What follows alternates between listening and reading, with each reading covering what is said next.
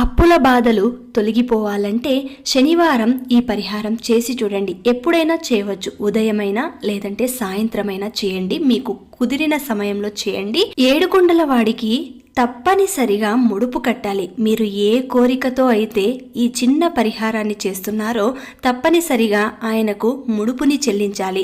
అది పసుపు వస్త్రంలోనే చెల్లించాలి. కాబట్టి పసుపు వస్త్రంలో ఎంత డబ్బులు ముడుపు కట్టాలి అని మీ మనసుకు అనిపిస్తుందో అంత మాత్రమే కట్టండి. ఆ తర్వాత ముడుపు కట్టినది స్వామివారి ముందు ఉంచి ఆయనకు ఏదైనా మీకు తోచిన నైవేద్యం పెట్టి ఒక చిన్న దీపం, అది కూడా బియ్యం పిండితో తయారు చేసిన దీపం, బియ్యం పిండిలో కొద్దిగా నెయ్యి వేసి కొద్దిగా బెల్లం వేసి దానిని దీపపు ప్రమిదంలాగా చేసి 7 వత్తులు వేసి నేతితో దీపారాధన చేయండి. ఇలాగా 7 వారాలు చేసి 7వ వారం తిరుపతికి ముడుపుతో సహా వెళ్లి మొక్కును చెల్లించుకోవాలి.